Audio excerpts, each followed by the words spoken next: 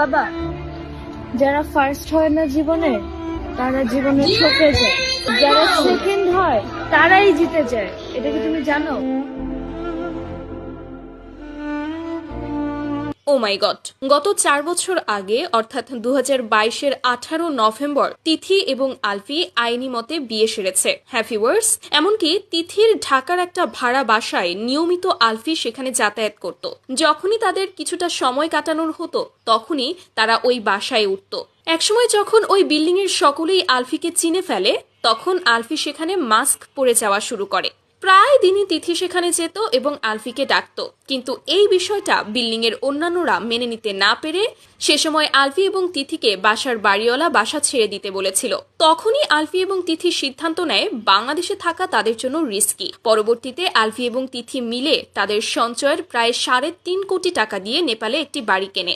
যখনই তাদের একসঙ্গে থাকার প্ল্যান হতো তখনই তারা নেপালে চলে যেত। হ্যাঁ দর্শক, এটা শুধু প্রথমবার নয়, আজকে এর আগেও আলফি এবং তিথি একসঙ্গে নেপালে গিয়ে সময় কাটিয়েছে।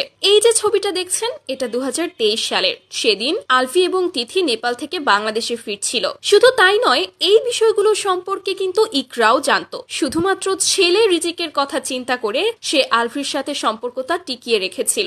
এখানে ইকরা তার ছেলেকে বোঝাচ্ছে প্রথম হওয়া ভালো নয়, যে দ্বিতীয় হয় সেই ভালো, সে জিতে যায়। এর মানে আপনারা বুঝতে পারছেন? সে কিন্তু এখানে নিজের গল্পটাই বলার চেষ্টা করছে।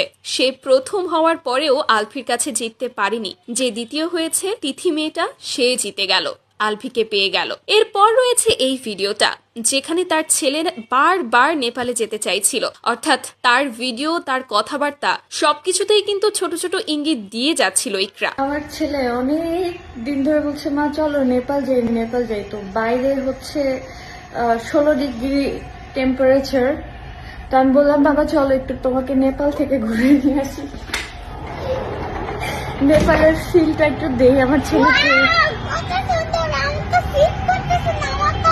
এবং সর্বশেষ আপনাদের মনে প্রশ্ন জাগতে পারে যে এত কিছু হওয়ার পরেও সে আলফিকে কেন ডিভোর্স দেয়নি? শুধুমাত্র ছেলের জন্য তো এত কিছু সহ্য করার মানে হয় না। হ্যাঁ, যখন ইকরা জানতে পারলো যে আলফিকে সে কোনোভাবেই আর বোঝাতে পারছে না, আলফি আর তার কাছে নেই, তখন সে ডিভোর্সের সিদ্ধান্ত নিয়েছিল। কিন্তু সে ভয় পাচ্ছিল আলফি নাকি এতটাই খারাপ যে তাকে বদনাম করে তারপরে ছেড়ে দিত। আর এই জন্যই ভয়ে সে চেয়েছিল আলফি আর তিথির একটা প্রমাণ জোগাড় করে তারপরে ডিভোর্স দিতে। কিন্তু গতকাল দুপুরে ইকরা জানতে পেরে গিয়েছিল আলফি 2022 সালেই তিথিকে অলরেডি বিয়ে করে ফেলেছে। আর তারপরই এই কষ্ট সহ্য করতে না পেরে সে ওপারে পাড়ি জমায়। হ্যাঁ দর্শক, এই বিষয়গুলো নিয়ে আপনাদের কোনো মন্তব্য থাকলে কমেন্টে জানাতে ভুলবেন না।